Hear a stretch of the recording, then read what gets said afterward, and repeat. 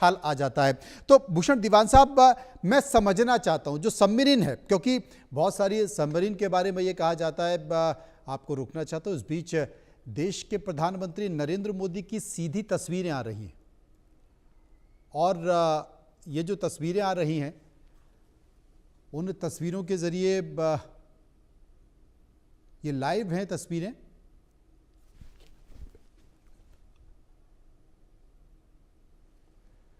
तो विदेश यात्रा से देश के प्रधानमंत्री नरेंद्र मोदी लौट आए हैं। चूंकि सीधे उनकी तस्वीरें आ रही थी तो वो हम आपको दिखा रहे थे।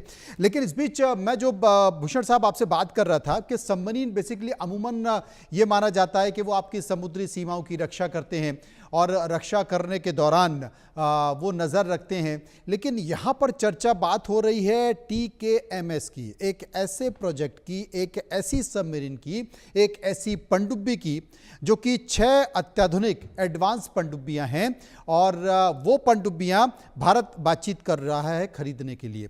लेकिन एक शर्त है, शर्त यह है कि साहब इसमें हमें मिसाइल लगानी है और मिसाइल लगानी है तो ये कितनी इनकी मारक क्षमता हो जाएगी। लोग कह रहे हैं कि साहब ये पनडुब्बी नहीं रहेगी बल्कि ये दैत्य बन जाएगी, दुश्मनों पर कहर बन के टूटेगी। इस पर जरा प्रकाश डालें। धन्यवाद मनोज जी। आपके सवाल का जवाब बड़ा सीधा ये है जी। मैं हमेशा आपकी चल यही कहता हूं, डिफेंस की स्ट्रेंथ में 2 चीजें हैं। एक तो जो सबमरीन आएगा, जो प्लेटफॉर्म आएगा, उसकी क्षमता कितनी है, जिसका सवाल अभी आपने मेरे से पूछा है। सबमरीन जो है, आपने कहा रक्षा के लिए है। रक्षा के बारे में कहा जाता है कि offence is the best form of defence. मतलब अटैक करने की क्षमता है तो डिफेंस तो ऑटोमेटिक हो गया। जो सबमरीन है इसमें अटैक करने की क्षमता होनी चाहिए और है। न्यूक्लियर सबमरीन्स वो भी अटैक करने दूर दूर जाकर। और जो डीजल प्रोपल्शन जो आ रही है, डीजल प्रोपल्शन है, ये भी अभी निकली है, जो लैंड अटैक और एंटी शिप, दुश्मन के जहाजों को, दुश्मन के जंगी जहाजों को भी, दुश्मन के सबमरीन्स को भी, और सबसे बड़ी बात कराची पे अटैक करना हो। अब 71 वॉर में उदाहरण के तौर पे दर्शकों को समझाना चाह रहा हूं, हमारा अटैक हुआ 1971 की लड़ाई में जिसमें मैं था, तो हमारी जो मिसाइल बोट्स हैं तो उन मिसाइलों से अटैक हुआ कराची के ऑयल डंप पे, और ऑयल डंप जलते रहे।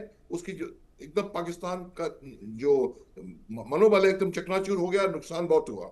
अब अगली बात, खाली सरफेस शिप की मिसाइल से नहीं होगा, ऐसी मिसाइल से अटैक होगा कराची पे या जहां भी होना है, जो मिसाइल जो है वो सबमरीन से निकली है, तो मालूम ही नहीं कहां से आ रही है।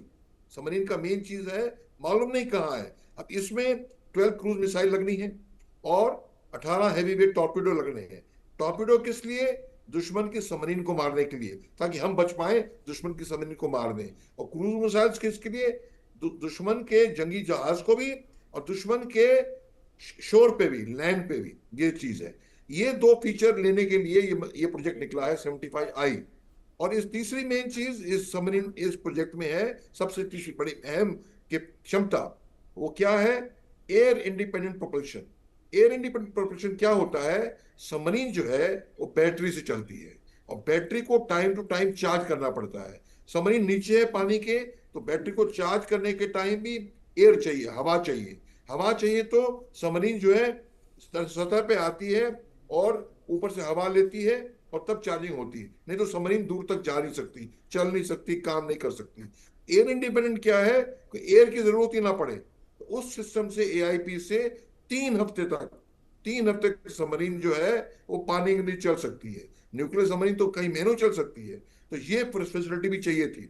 और ये तो हो गया जो प्लेटफॉर्म है, सबमरीन है, जो हमें 6 सबमरीन बना रहे हैं, इनकी क्षमता क्या है। अब आइए बनाने की क्षमता। एक बड़ी अच्छी डिफेंस एक्विजिशन काउंसिल ने, DAC ने, इंडिया की डिफेंस एक्विजिशन काउंसिल है, एक्विजिशन माने खरीदना, उस काउंसिल ने एक नई स्ट्रेटेजिक पॉलिसी SP बनाई है 2014 में। उस पॉलिसी के अंदर क्या था?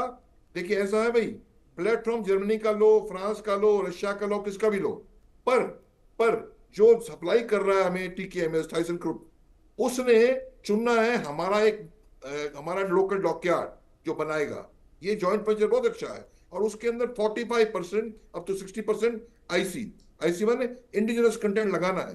तो टीकेएमएस आपका, आपने प्लेटफॉर्म का डिजाइन है, इंजीनियरिंग आपकी है, कंस्ट्रक्शन हमारे एमडी मेजोगन डॉक में होगी। ये मैं कहता हूँ मील का पत्थर है।